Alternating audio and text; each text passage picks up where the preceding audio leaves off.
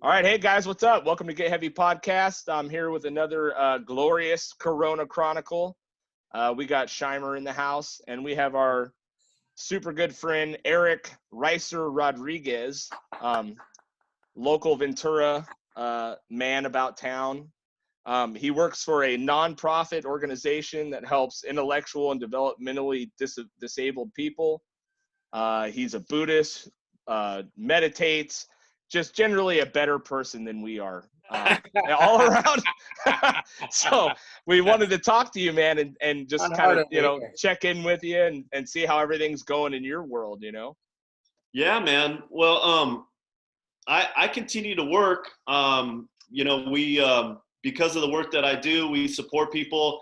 Our agency has a bunch of day programs that have been closed this whole time, but I manage a program called Training for Independent Living, and we work with people in apartments, and so we've had to learn how to do that without being in people's apartments. And so a lot of this kind of stuff, getting people hooked up with Zoom has been a huge challenge for everybody. Yeah.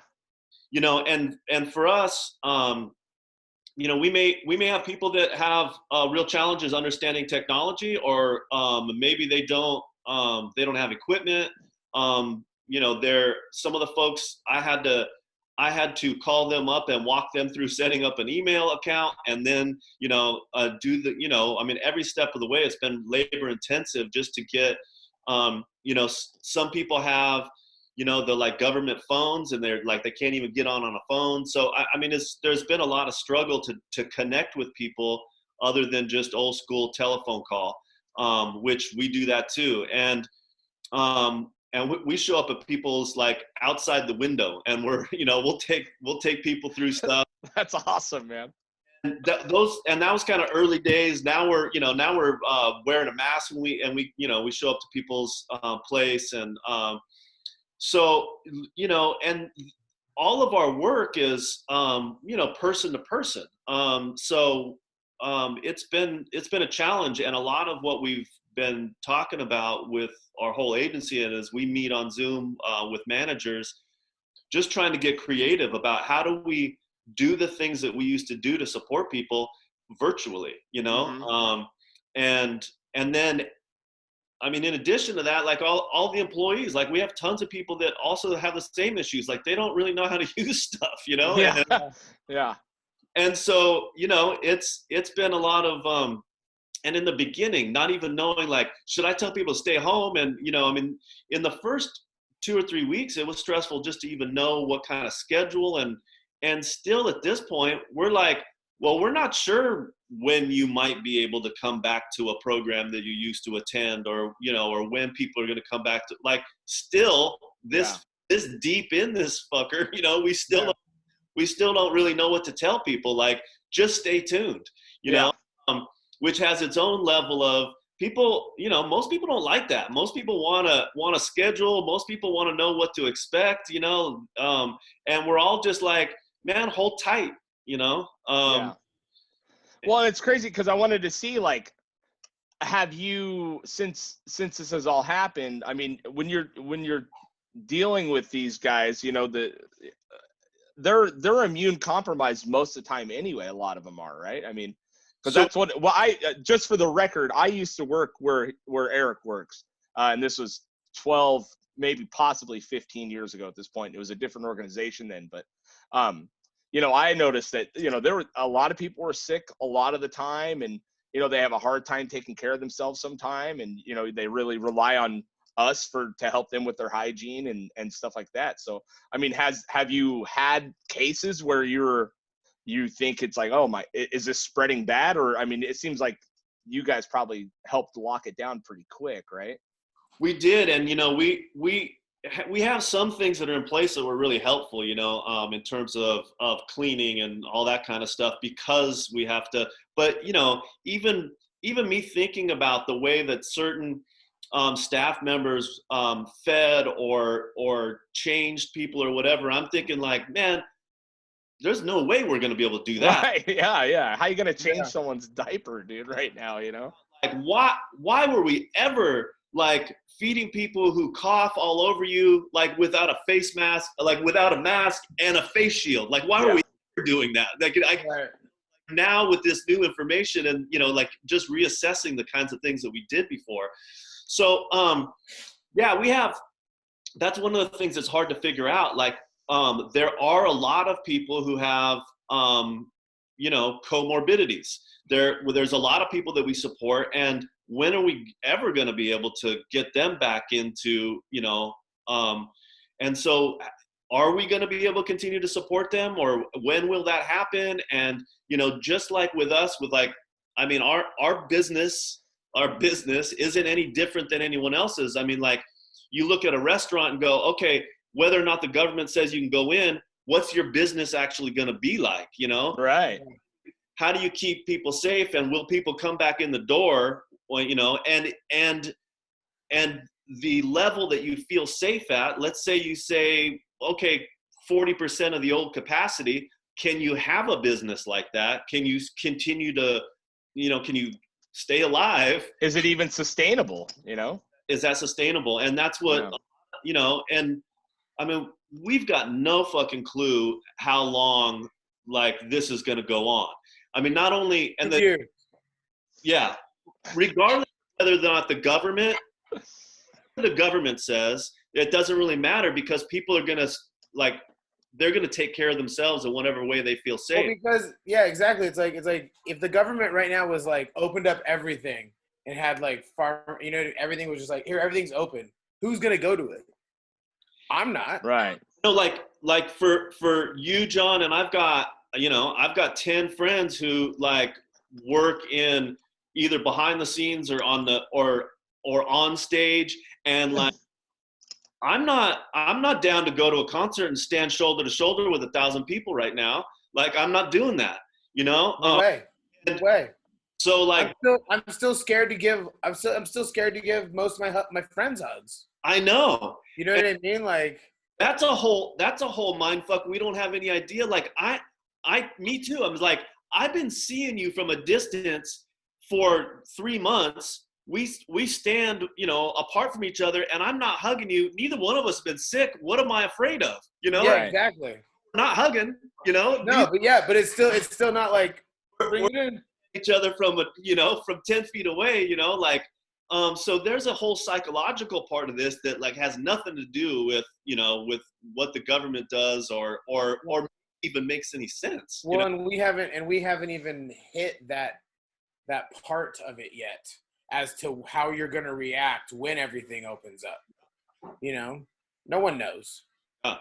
Yeah, it's hard to, I mean, it's hard to imagine, you know what I mean? Even with me being like personally over it, like I'm just over being home. I'm over everything being shut down. And I've said it 1,000 times. It does not mean I will not participate. It doesn't mean I don't support it, but mentally I'm like done. I'm just over it, you know, but like, I'm still not going to go to a show, you know, or I'm not going to go sit in a movie theater with sticky feet, you know what I mean? Eating popcorn, you know, like, yeah. Well, you have to go to a movie theater, and people are sitting in that seat before you. Yeah, exactly. You know, it's a trip, man. Even with like, let's say the movie theater opens and they're like, yeah, 30% capacity, you know, whatever, how many ever seats between people, and like, and then just like you said, like, well, yeah, but who was sitting there before me, you know, like. And you have to count on the 17-year-old kid that fucking works there to clean the fucking seat. Right. And you know, I mean, you guys know I travel every year. I go out of the country every single year. And I had, you know, I had my plans for this year, and I'm like, I'm not getting on I'm not getting on an airplane, you know, like an airplane. Are you fucking kidding me? Like, recycled air. Yeah. An airplane's the worst possible place you can be, even when they come around, they've got these like sprayers, and that's a worse place you could be. Yeah. I like how Craig has gone.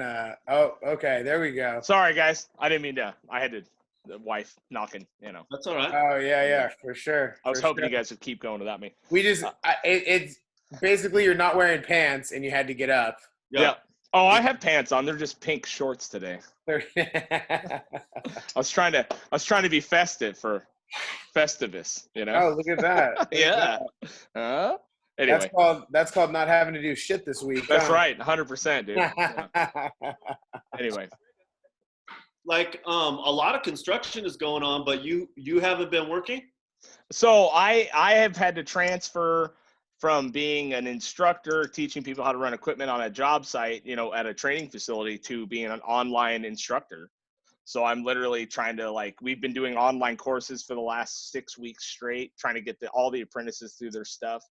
But construction sites are open, you know what I mean? They're essential workers, and a lot of that stuff has had to continue on, and they're doing the mask and the social distancing as best as they can. But I've transitioned. I've been working from home for the past, 3 months at this point, and Right. it's been really nice to be able to spend this much time with my kids.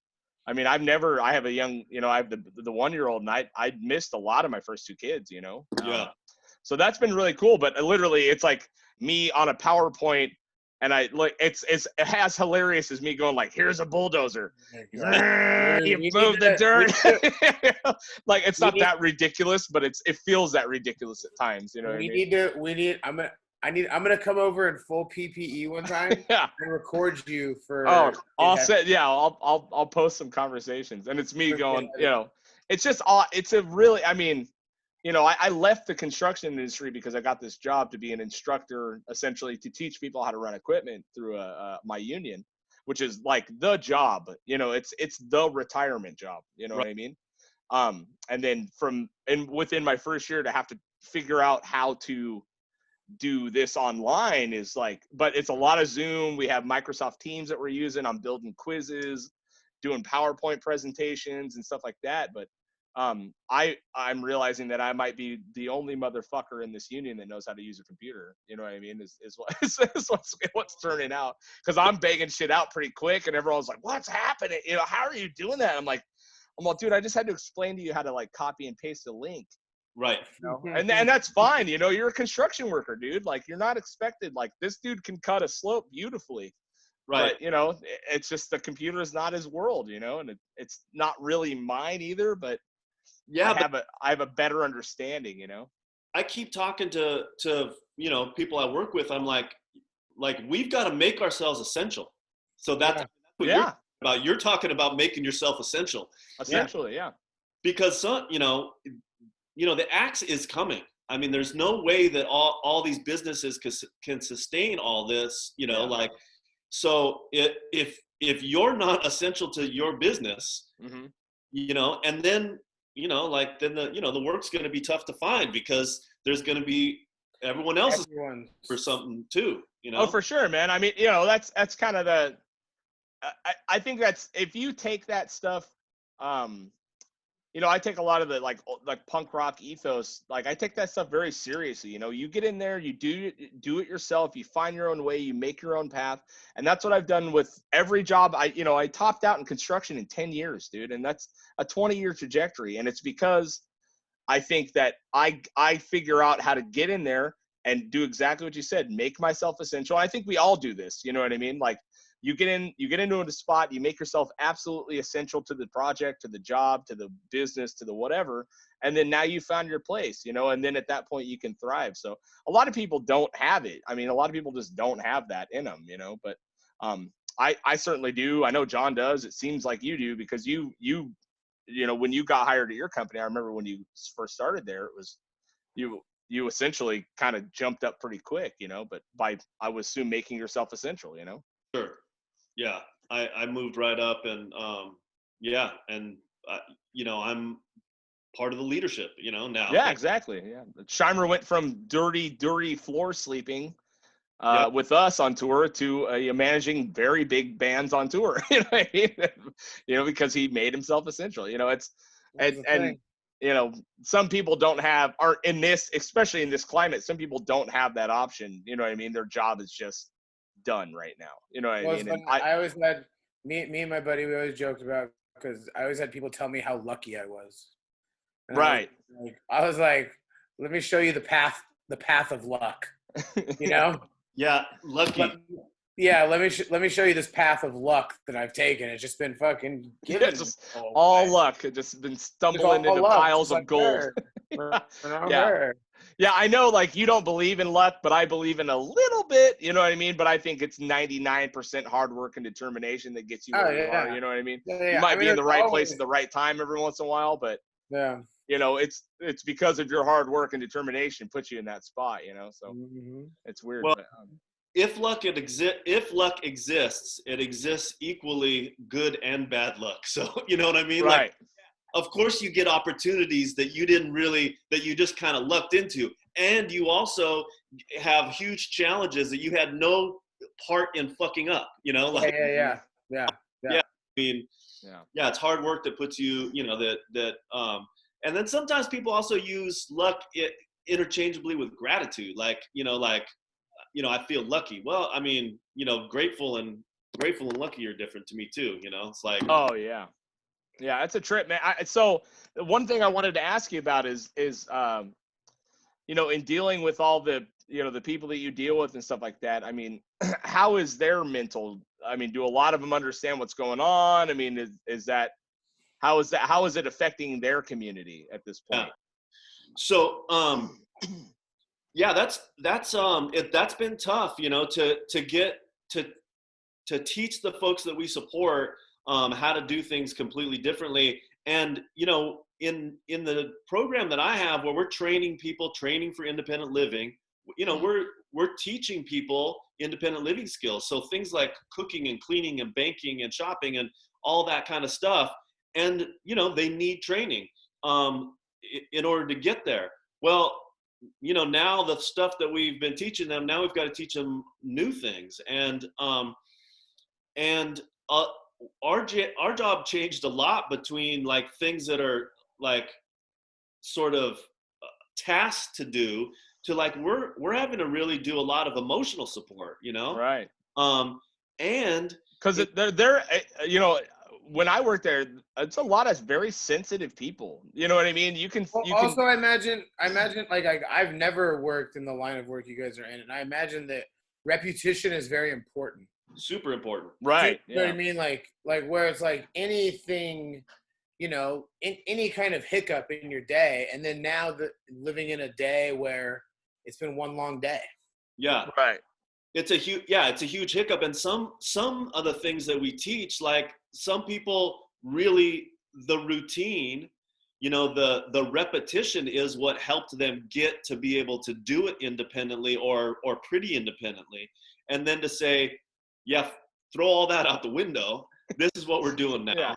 Yeah. And also, I mean, we support a lot of people that don't have a lot of community.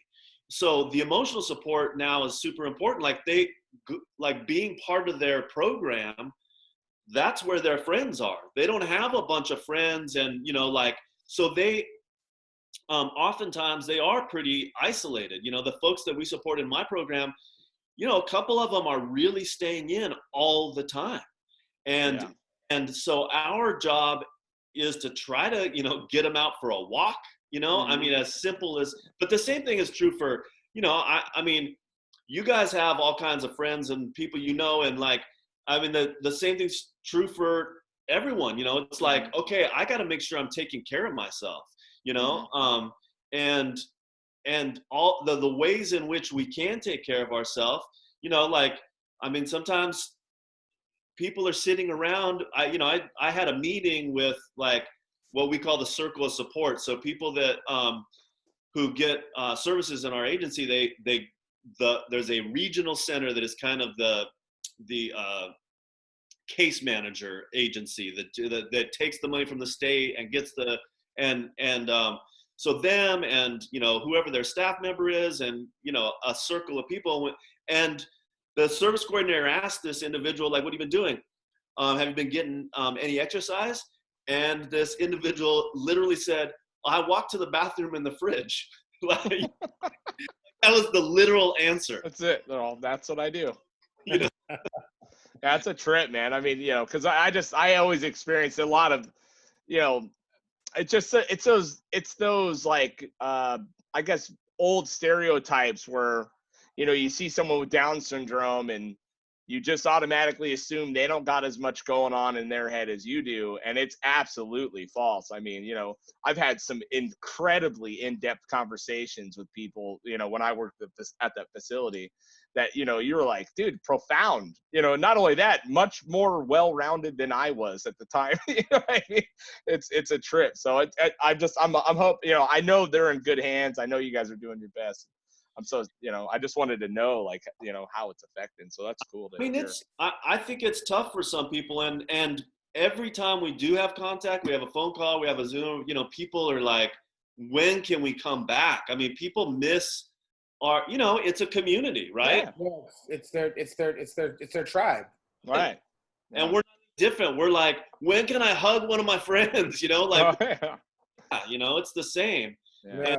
And, but it's also going to be, I'm sure it's going to be difficult though when everybody gets back together, because everyone, like, you know what I mean? Like everybody's, I mean, I imagine it when we all start hanging out too, it's going to be like, oh, hey, but it's like, we haven't physically all hung out in like 9 months or whatever it is by the time we start seeing some people. Yeah. You know what I mean? It's just like, everything is different now, you know? Around, we're, you know, like, standing around a bonfire, you know, everyone's just going to have to be like all around the circle and not, you know. Yeah. Did you guys see this thing in Germany with the pool noodles on people's heads? No. I you know, I saw it on social media. There's these restaurants in Germany where people, they go to the restaurant and they give them this little hat that has pool noodles on it, so that like, that's your circle that you're not supposed to enter. So that these, you know, the noodles on their head, and they're just sitting there by themselves with these pool noodles on their head eating. I just Googled it. Hold on. That's ridiculous. I'll share this screen real quick just so we all see it here, but that's amazing, dude. Yeah, it's hilarious. I mean, it's just, it goes so wild. Did you see the restaurant in Baltimore or the bar in Baltimore? They have like inner tubes. Yeah. Oh, that's rad. I think this is to bring a little bit of humor to it, to go, you know, like, hey, we're going to do this thing. We're going to keep apart from one another, but we're going to try to keep some, you know, humor. Yeah. I think that is brilliant. Yeah. So here, check this out real quick. I'll share the screen just so you see it. Share the screen. Can you guys see that? I can't see it yet. It just says, I started sharing screen, but it's black. Oh, bummer. Okay, well, never mind then. Yeah, Craig. Wild. Anyway, stop sharing. Yeah, it's just too bad. You know, it's just it's so hard to even wrap your head around how, you know, how you're going to feel once it really does. I mean, is it ever going to be back to normal? It feels like it won't, you know what I mean? But eventually, a year from now, when it's cycled through everything, I think the closest thing to like what we remember, what life was a couple months ago, I think it'll be 5 to 10 years. Really? Yeah. To where it's like back to normal, people feeling comfortable, everything's in full swing or attempting to be in full swing.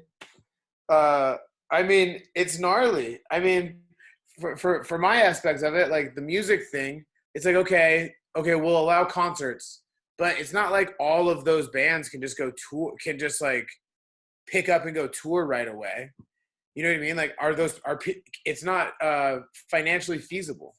Well, yeah. And then on top of that, you've had a year of bands and events pushing dates and pushing dates. So at a certain point when it does open up, I mean, it's going to be such a war to even get a venue. Well, and it's going to cost so much money to put on a show. Right. Insurance, who knows, you know? You have to cut capacity. Mm-hmm. You know? I see all of these, like, you know, bands, comedians, and who have booked dates for the fall. Yeah.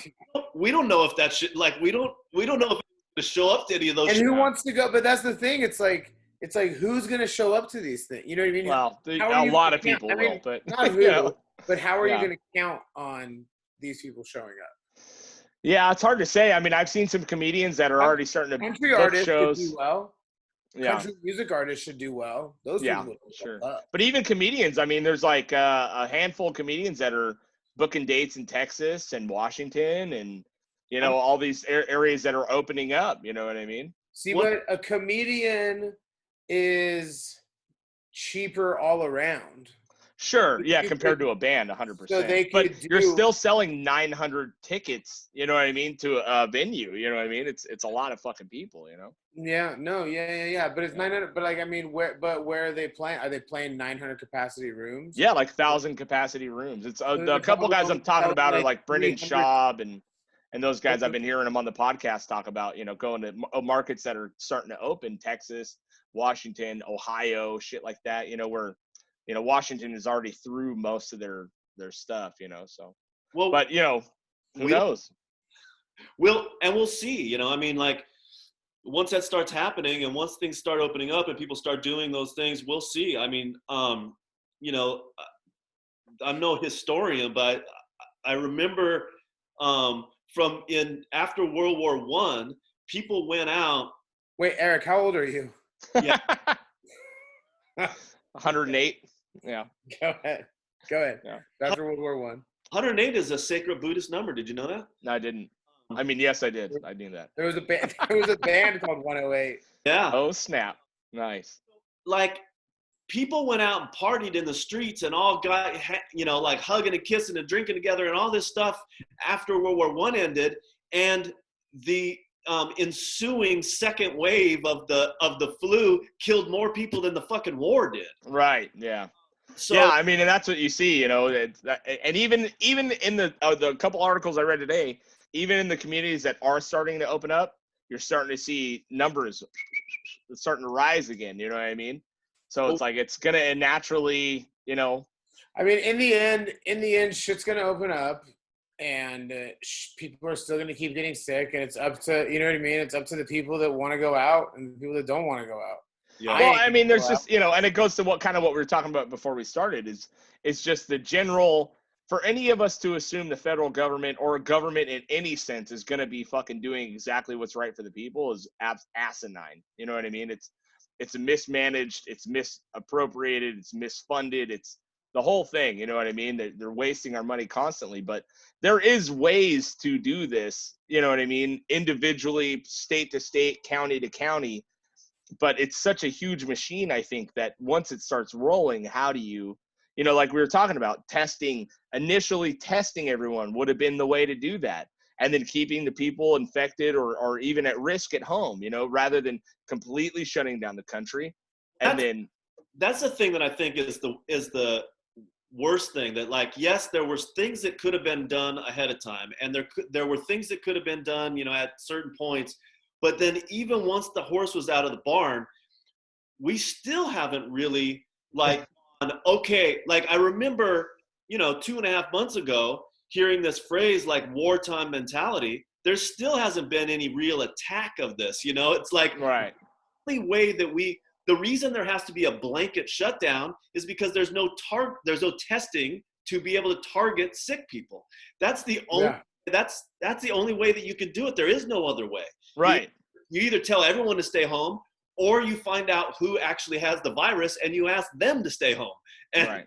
like there isn't any other way to do it. So unless we have that, and we're inching forward, and recently, even where in the county we live in, just in the past 10 days, there have been several testing centers that have been opening up, and there's more and more testing that's been available. Now, there's problems with tests too, and that could be a whole show, just tests, but but there isn't another alternative. Like we need to test, positive, negative test, and antibody test, and figure out, like, so you can just isolate people who are sick, or are carrying the virus. Yeah.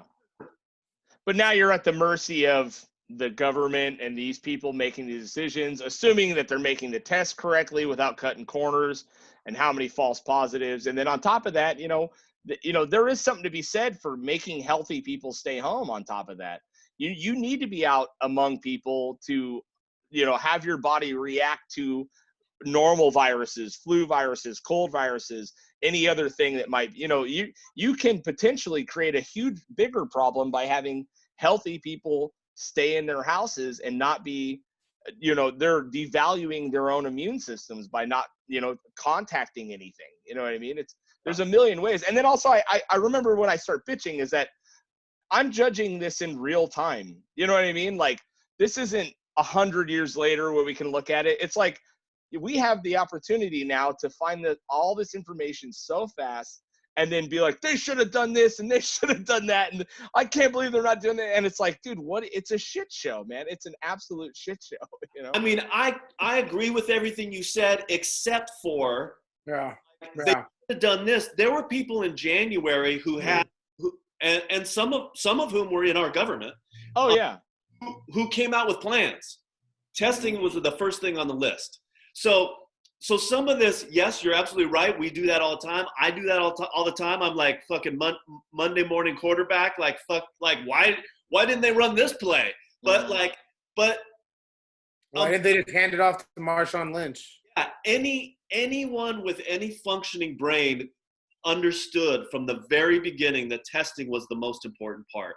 And even if you have tests that are providing, it's not false positives. That's not really the problem. The problem is false negatives. Right. There's tons and tons, and it's like, but they fast tracked that, which makes sense. I mean, fast tracking the tests, they weren't the best. They didn't want to take the time to test how good the tests were, so they got those all out, and that makes sense because you're in a crisis.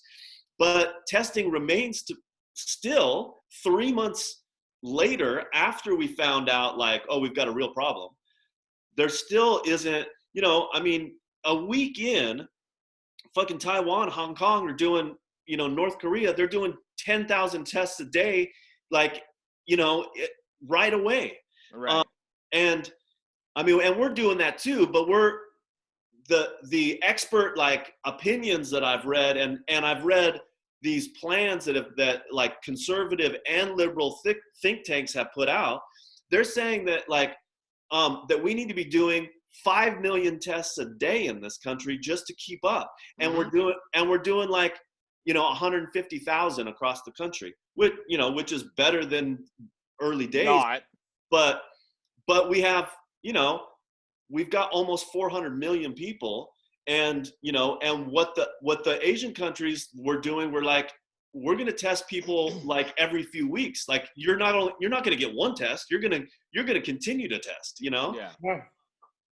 And yeah. It's a trip. Cause part of me thinks like that, obviously, yeah, I think testing is a thing, but we're so fucking big.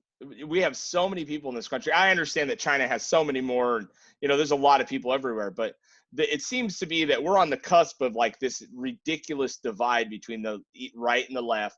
And you have states that won't work with each other, that live right next to each other, even counties that won't work with each other because of a political line. You know what I mean? And it's like, we're almost getting what we deserve at this point. You know what I mean? It's like, we've been so fucking ignorant to each other for so long that it's like, we're going to just let ourselves, be like this now, you know what I mean? Because of this dividing line, over blue and red or whatever.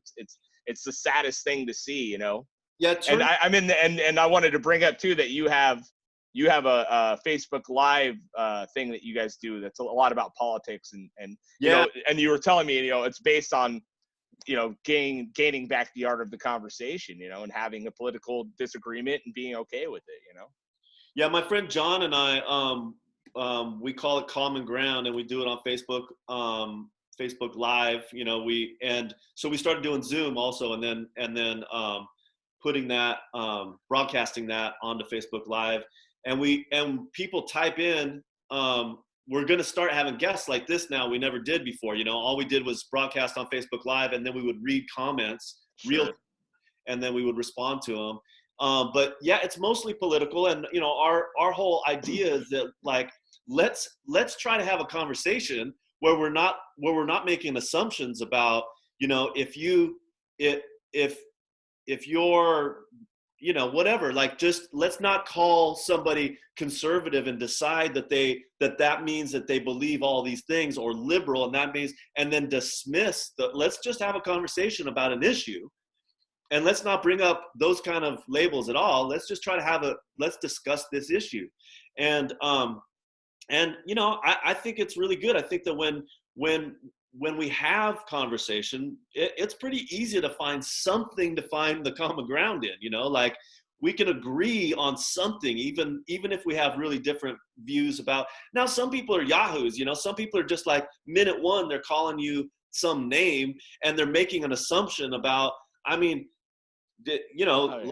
Friday, I was talking about somebody started accusing me of being like anti-Second Amendment. It's like, I never fucking talked about guns. I don't have any problem with people owning guns like that. What are you talking about? You know, and started calling me names. You know, it's like, this is exactly what we're saying. Like, and this is the whole point of the show, is to say, just because I hold this opinion doesn't mean that you know anything about what I like. You know what I'm telling you right now. That's it. You know, and like, let's discuss that.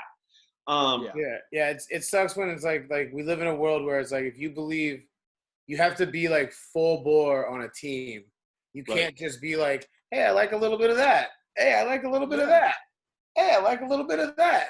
What does that make me? I don't know, because it's a little bit of everything, you know?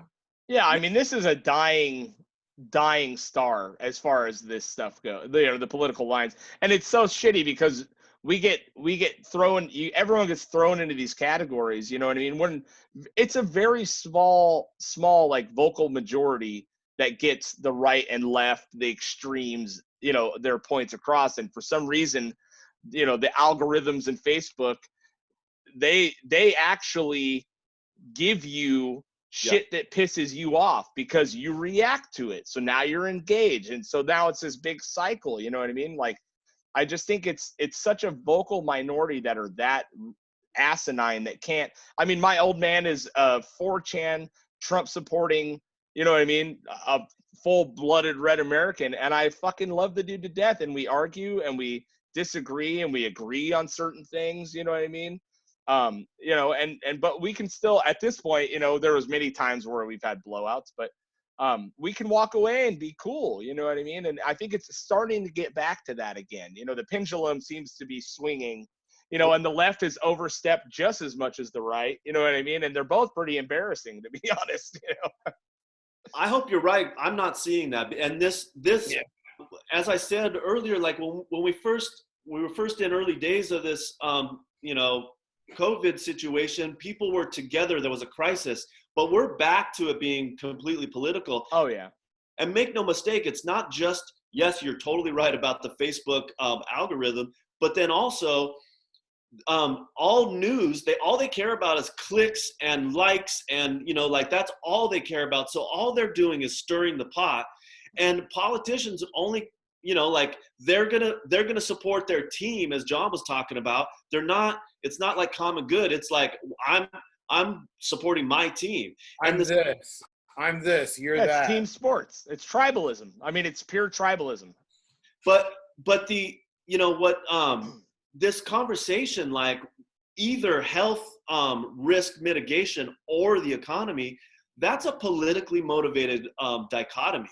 That's fucking nonsense. We have to keep people safe and keep people working. Though, like, and if politics and news media was left out of the situation, we would talk to each other and we would get super creative about how to keep us safe and keep working and keep making money. But that does not serve the elites. That does not serve the media and the politicians. And so, and all the statistics and all the polling and all the things that people follow about conspiracy theories, people think they're being super maverick about certain conspiracy theories, but the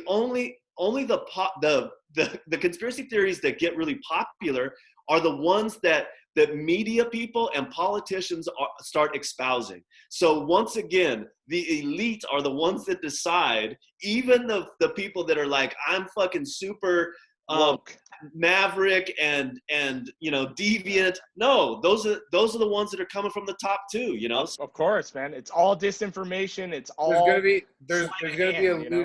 there's gonna be a new Loose Change movie, and it's gonna be about 5G cell towers. Yeah. 5G cell towers took down Tower 7. Right. Yeah. Or whatever it was. Yeah. Well, people in England like burned some 5G towers down. Yeah. Okay. Yeah. So good. And then it's right all after over that, the world. 5G's in like 5 countries. You know what I mean? Right after that, ridiculous. They went and made their kids some microwave burritos. Right. Yeah. And they were like, those damn 5G cell towers. Yeah. Right to the McDonald's drive-through. Yeah. Yeah. Which is one of the things that John is constantly talking about. He's like, what are you fucking talking about? Like, look at all of exactly that machine is still running. Oh yeah. The McDonald's machine is still running. Yeah. So, I mean, obviously, we could go over this all day, but one of the main reasons I wanted to talk to you is because of your Buddhist beliefs. You've been telling me about meditation and breathing for years. You know what I mean? And it wasn't until very recently, I always told you that my anger keeps me sharp, and you know what I mean? Like, and it is true at a certain point. But what I am finding is that I am, I have started doing like some guided meditation stuff. I've been using the Sam Harris app a lot, doing it's not Calm, it's the other one. Wake Up, I think it's called. Wake Up. Yeah, and it's been great, you know what I mean? And then I'm a big proponent of like the Wim Hof breathing method and all that stuff. I've been panicking and doing that stuff. So, but I wanted to ask you, like, how did you get into this stuff? And what is it like? What are some basic techniques you use to kind of deal with the stress? I mean, exercise is always a good one, but just to be able to quiet your own mind down is so powerful, I'm finding, and you were 100% right. I've been wrong the whole time is what I've realized. Well, you guys met me a little bit later. I was quite rambunctious and quite violent in my youth, and you guys don't know me like that, and yeah, I've heard stories, but it's hard for me to really imagine, Yeah, and I mean, I transformed myself. There's no question about it, and it was years. I mean, it's not like at first it was like I still had quite an attachment to the identity that I had, and I mean, I first just heard about meditation in actually a class, and I tried it out, and then on one of my first trips to Asia, my first trip to Asia, I visited a Buddhist monastery, and decided to stay for a week, and just lived the way the monks lived there, and it had an incredible impact on me that sort of changed me forever.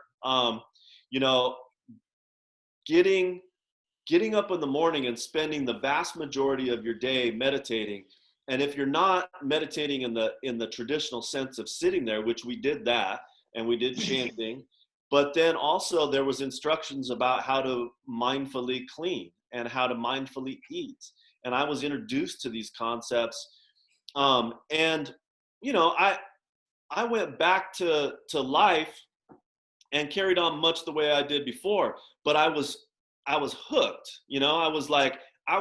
My interest was piqued, and while I was there, I felt like a kind of relaxed that I had never felt at that point in my life. I was 19 years old, and I was like, I never felt like that before. I had moments where I was like, there's nothing wrong, and I had never felt like that. Like, Yeah. and still, and when you have that kind of moment where like there's nothing wrong, what really is there is a pretty joyful feeling, very, very simple techniques can get you to that place, you know, like, I mean, it's not instantaneous, and it's not, you can't turn it on and off, but the practice is continually going back. And it's, I mean, you go back and go back and go back, and what you're doing is training your mind just the same way that, like, if you were to go to the gym and do reps, you know, you're training that muscle, and that's what you're doing in your mind. And our brains are hardwired. I mean, I've done, and I think Sam Harris is kind of into this too, isn't he? He's not just Buddhist, isn't he? Like he does something with brain research or something. Oh, he's a neuroscientist, dude. Yeah, he's a neurological scientist. I mean, a fucking smart motherfucker, dude. He understands the brain, dude. It's so shocking. I'm glad you specified that a neuroscientist is a smart motherfucker. I mean, but when you hear him talk, you're like, this guy's so much. I mean, and it's not just smart with technical shit. I mean, he's so in tune with how people seem to work, and not just the mechanics of the brain, and he pisses a lot of people off too. I don't agree with everything he says all the time, you know, but yes, very much so. He's into the science of the brain too. Yeah. So I'm doing a Zoom book club just like this right here with a couple of my friends, and we're reading a book called Buddha's Brain. Mm-hmm. And you know, it's all neuroscience and Buddhism, and you know, like that breathing technique you were talking about. Really, there are certain things that help you like activate the parasympathetic nervous system, and that's the relaxing one. You know, that's that's part of our nervous system that helps us chill. Mm-hmm. And so there are things that, like, you know, a breathing technique can get you into that relaxation quicker. But really, our minds are hardwired to notice and remember the shit that causes trouble. That's actually how our minds our brains are hardwired to do that, because things that feel good are important. We need to like be attracted to the food that, like, you know, sets off or sex or whatever. Those things are important to our survival, but they're not as important as the things that cause danger. So even when we're talking about this thing about Facebook and about the politics, those things tap into the same centers of the mind that are attracted. We click on those things. The dopamine blast that our brain gets is from that danger mechanism. It's like, what is that thing? I need to know what that thing is, and we're attracted to it. And our minds are going to do that, and they're going to keep going. It remembers the danger stuff more, the negative experiences more.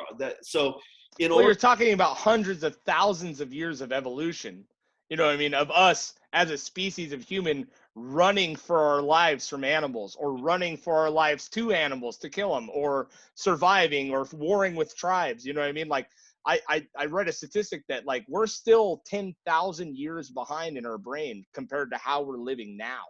Yeah. You know what I mean? Like, our brains are hardwired still for 10,000 years ago at this point. You know what I mean? Like, and it makes sense that those markers, I mean, I see it with my kids on the phone. Even I have, you know, you get that phone, you start scrolling, you get those dopamine hits, you put it down. Now you're panicking. You don't know what to do. You're bored. You know, there's all those things. And it's the same thing with bad food. You know what I mean? Positive reinforcement, negative reinforcement. It all hits the same centers of the brain, it seems like. You know what I mean? I'm starting to really figure it out now, but I'm nowhere near close to doing anything about it.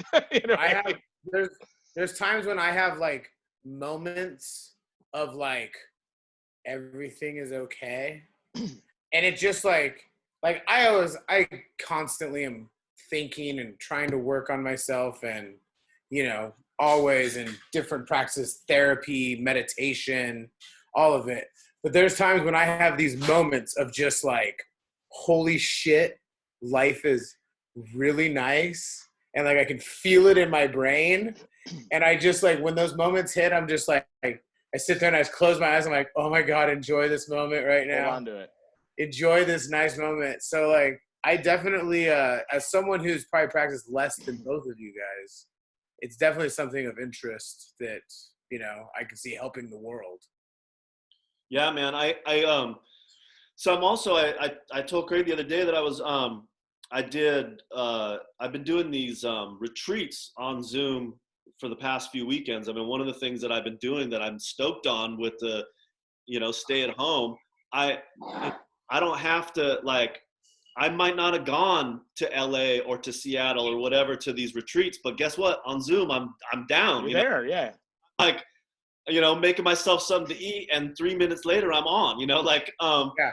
so it's been really good for me. And I love, so we're reading this book by this Thai master that taught, I mean, basically he was the reason, like most of the Buddhism that's in the United States that has to do with Vipassana, which just means insight. And, um, so many of the teachers that teach today, including Sam Harris, he's deep into Vipassana, like that all came from this guy, Ajahn Chah from Thailand, because he opened a monastery specifically to ordain foreign monks. And so a bunch of people came over, and then they brought it over here. And there is Tibetan and Zen and other, but that was kind of the first thing. So anyway, we'll read this by him. And I love this thing so much. He said, when the maverick heart doesn't get what it wants, it makes trouble.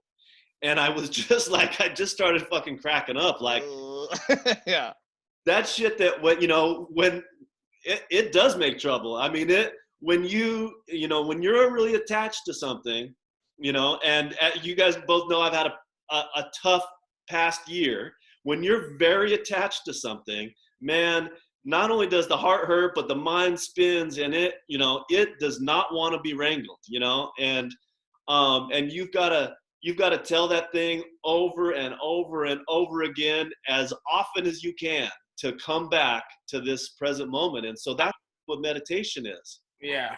I'm always just trying to remind myself that, pain is temporary, pain is temporary. This is temporary. Get through it. Try to ground myself that way of just like, Yeah. One of the things I try to really keep in mind, you know what I mean? Because, when it comes to raising kids and you're working your ass off. You seem to never get a break, but, I really try to come back to the, like, gratitude, you know what I mean? It's something that just hits my brain at least a couple times a day. It's like, as bad as things are, I'm born in America. I'm a white man. And not only that, I'm born in America at the most incredible time in history, essentially. You know what I mean? Like, how lucky are we to be in this moment, to have the even option to worry about, how I'm going to pay my next bill or whatever, because it could be so much worse. I mean, you've been all over the world, and I'm sure you've seen poverty and like we've never even imagined. You know what I mean? And I try to keep that in mind. Like, I'm not digging through the garbage to get my food. My kids are safe.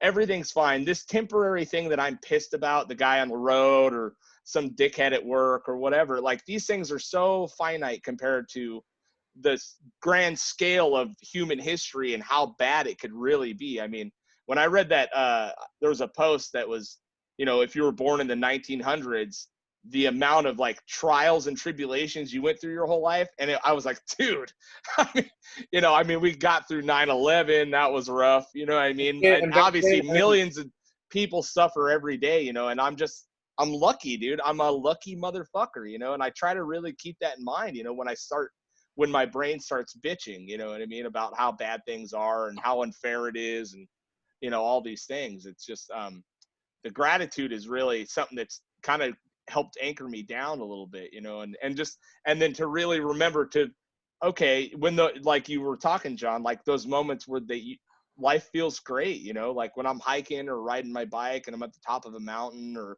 with my family and everyone's getting along and no one's fighting. Those moments are so precious, and I'm starting to realize, like, those are the moments you need to hold on to and to be able to quiet your mind down to that point where you can make yourself feel like that. You know what I mean? Like, or I don't know, what is it? Do you make yourself feel like that, or do you harness the feeling? What is it? There's a weird dichotomy that happens here, but just there is what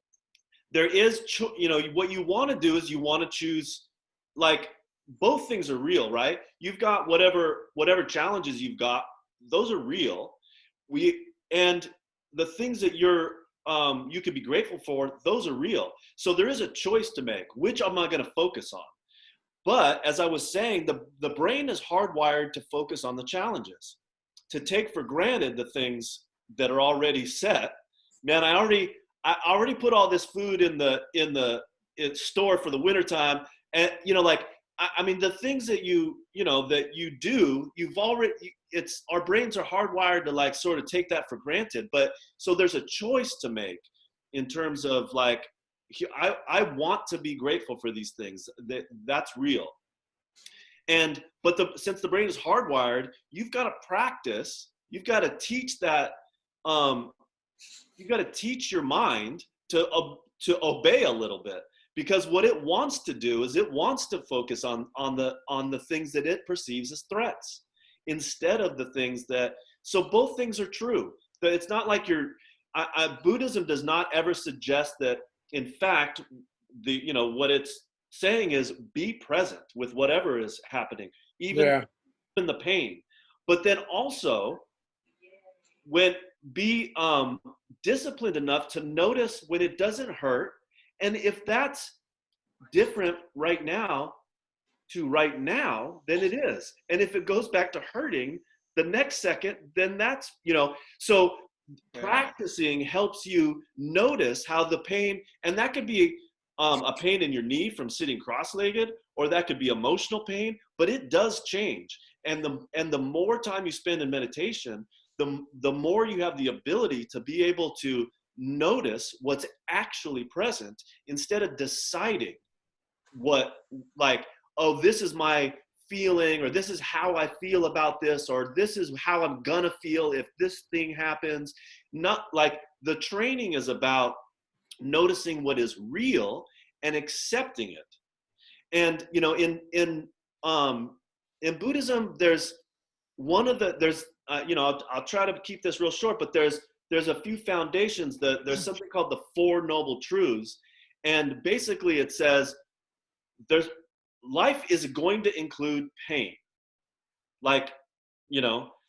and you may suffer, and the suffering that you experience is dependent on how much you hold on to shit. It's the grasping, the clinging that causes the suffering. Pain is inevitable. Suffering is optional. Suffering is about us not being able to accept what is real. But our brains don't do that naturally. So that's where the training comes in. It feels so unnatural to think that way. You know what I mean? Like, it just feels so, for me personally, white knuckling my way through life has been so okay for me. You know what I mean? Like, for the most part. And I'm realizing that, I'm inching on 40. It's like, you can't white knuckle through your 50s or your 60s or your you have to be okay with yourself. And the one cool thing that I've been experiencing now that I've been doing the meditation every day, like just 10-minute little things, and I haven't been doing it that long, probably a month or two in, but the cool thing that I have noticed is when, I used to panic at, when you're trying to clear your mind, trying to think of nothing, just trying to focus on your breath, these thoughts would enter in, and it would become this battle of getting the thought out of your head, and then what the Waking Up app really helped me do was realize, like, okay, acknowledge the idea, acknowledge the thought, know that it's there, and then move on.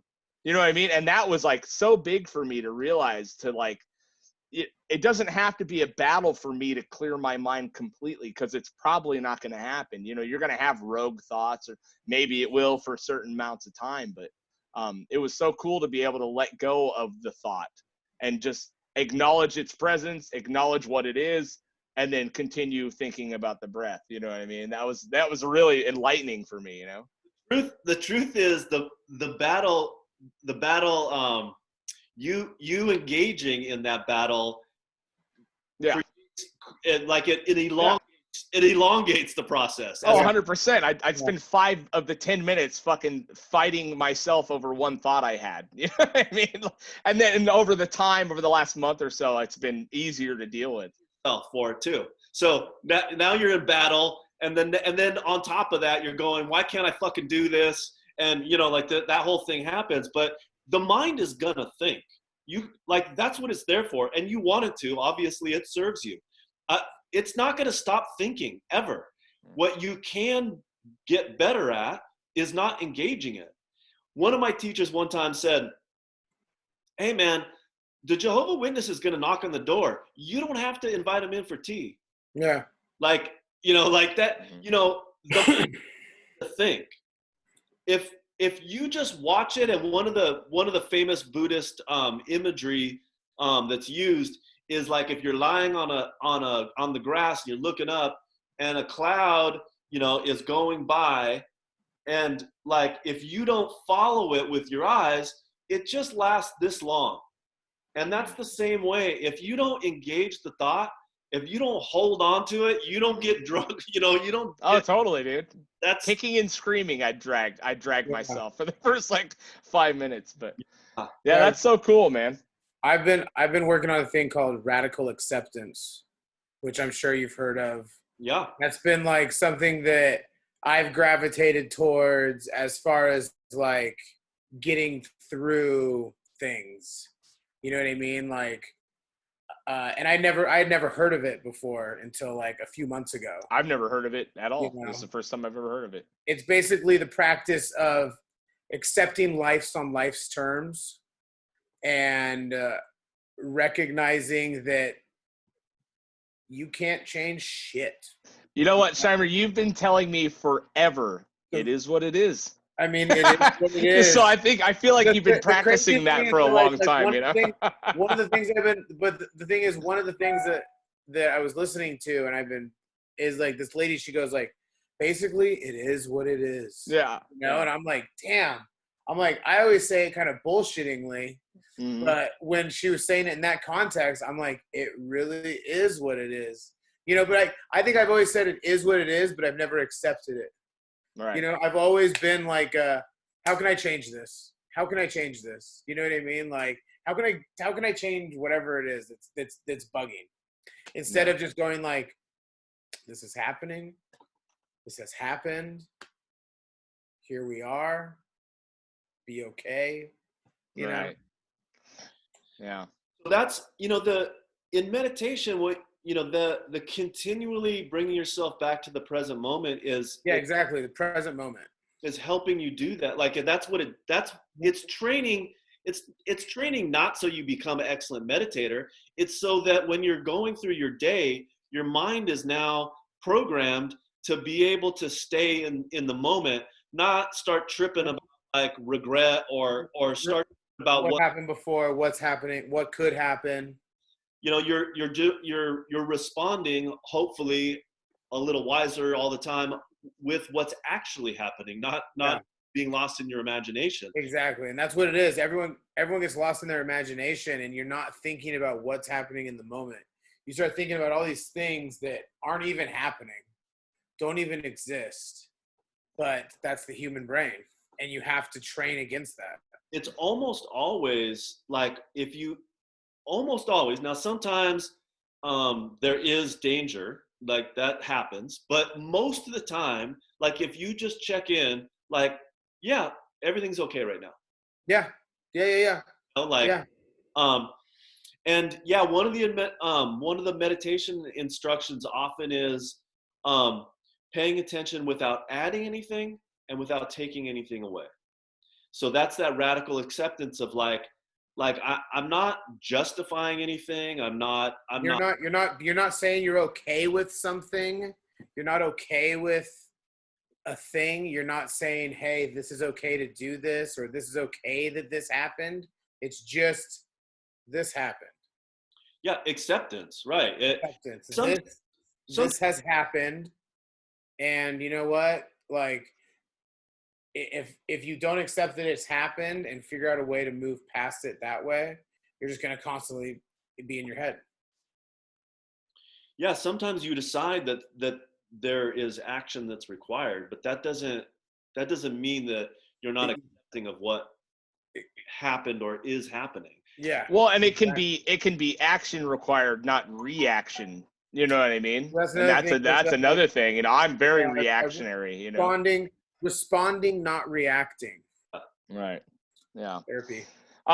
So I wanted to see though, I don't know how comfortable you feel with this, but would you like treat us like total dummies and like do like a quick, I mean, are you comfortable to do like a beginner kind of 5 minute, like little breathing meditation kind of thing? We talked about some of the stuff that I might say, but yeah, sure. I mean, I think it would be cool just for anyone that's listening or watching that has zero idea of how to even get started. I don't know how comfortable you feel doing that. What do we need to do? Just talk us through it. I feel comfortable, but I'm gonna set a timer so that Okay. all right. Yeah, I'd say like 5-10 minutes, whatever, you know what I mean? Just so, Do a for, like I fiver. said, I would love for gotta- anyone that's I gotta be interested comfortable. to try to do a very simple breathing technique, just learn how to, the very beginnings would be really cool for people. All right, so I'm just gonna do 6 minutes. That's 10 minutes sounds really short, but it's a little while. Yeah, And, so let's do it. so get yourself in a posture where you're upright and comfortable, and being balanced is good. Yeah, So however you feel like you can be upright and alert and balanced and comfortable, and allow your eyes to close. Bring your attention to your breath and just try to notice where it's strongest for you. For some people, it's at the nostrils. For some people, it's the rising and falling of the belly. So if you just sort of notice where it's most obvious to you and put your attention there.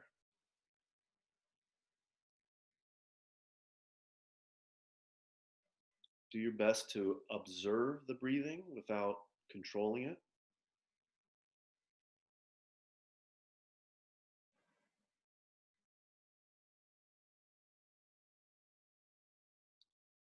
The first foundation of mindfulness is mindfulness of breath.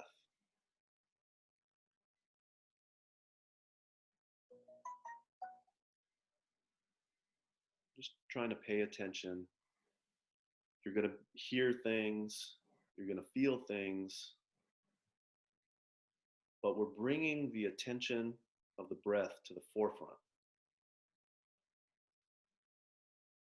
That's where you're placing your focus.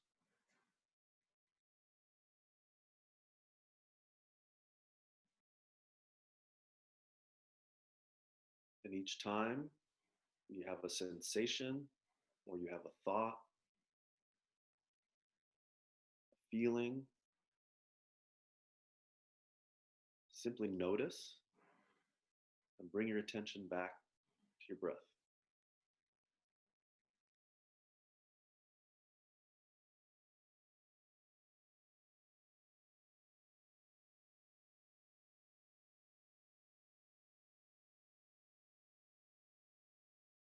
We want to do this with a sense of friendliness,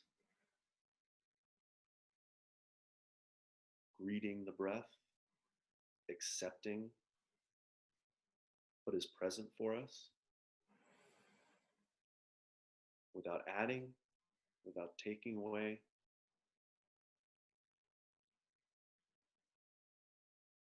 Experiencing the present moment.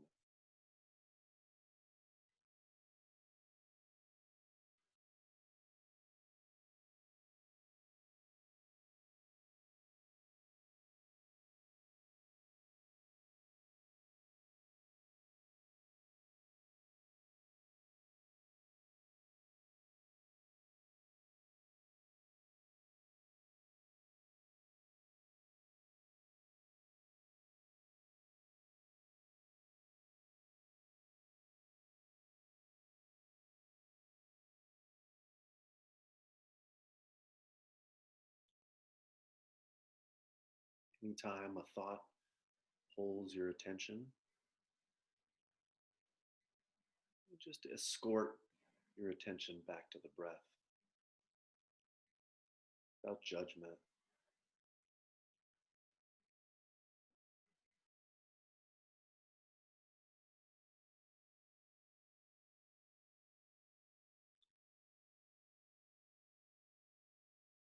Second foundation of mindfulness is mindfulness of body.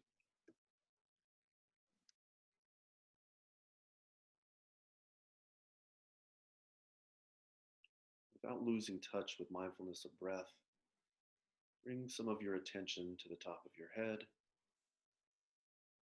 Scan to your face. Try to relax the muscles in your face.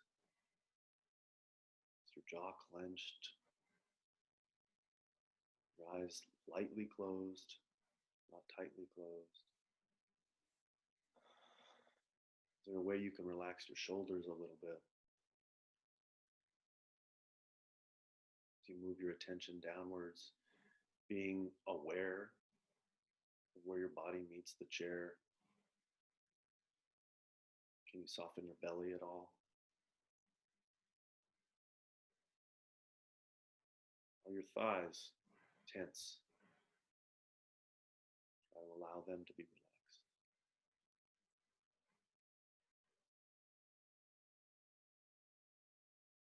Feel your feet on the ground.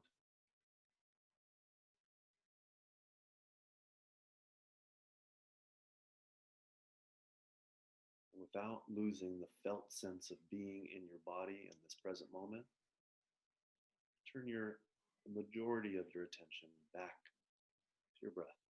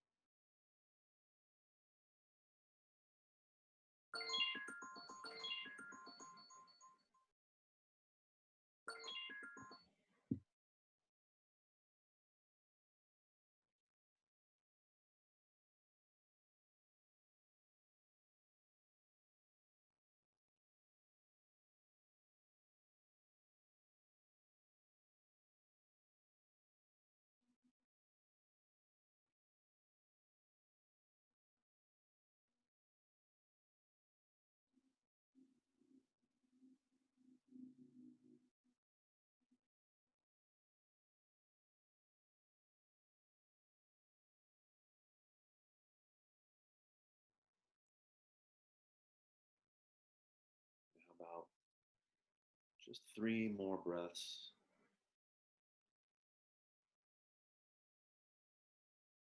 Open your eyes.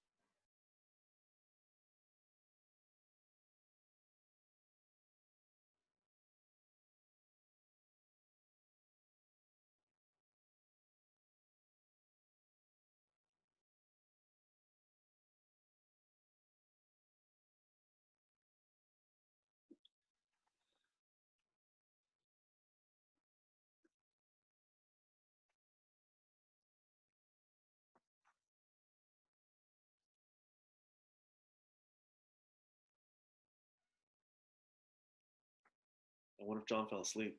Is John dead?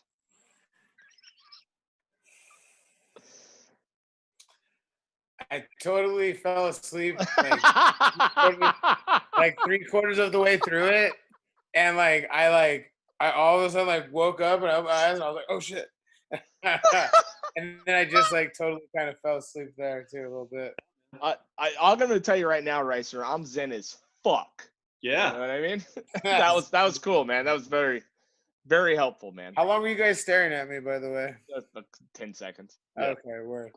That was awesome, man. So is it okay to fall asleep? Absolutely. That kind of I mean, I was in fact I was able to fall asleep that quick. That's crazy, man. Yeah. Yeah. That was awesome, man. As soon as you get relaxed, if what's present is tired, you're going to fall asleep. Right. I mean, that's, and I went back. I've gone back a couple of times, but I went and stayed in a monastery in Thailand for 3 weeks, and we would get up. Our first meditation of the day was from 4 to 5:30 a.m. And That's early. people fall asleep, man. even even monks who that's their whole life. Yeah. You know, you see, you see this all, nodding out and like, and in Thai forest tradition, that's where there's walking meditation is a big part of it too. So they just get up from the seated position and just start doing walking meditation in the back, man. If whatever it takes to stay awake. That's early, Yeah. no matter what, that's early. And yeah. Well, dude, this has been awesome, man. I appreciate all your good. insight and everything. So we can tune into Common Ground on Facebook Live, right? We'll be posting the link and all that stuff. But yeah, man. I mean, I'm just so stoked you've been right all these years. I've been telling you to go fuck yourself every time you talk to me about it. Nice to know there's one thing I was right about. Yeah. Anyway. All right, man. Well, that covers the podcast. So we're gonna get zen as fuck when we get off of here. Perfect. All right, man. I'll see you. Appreciate you guys.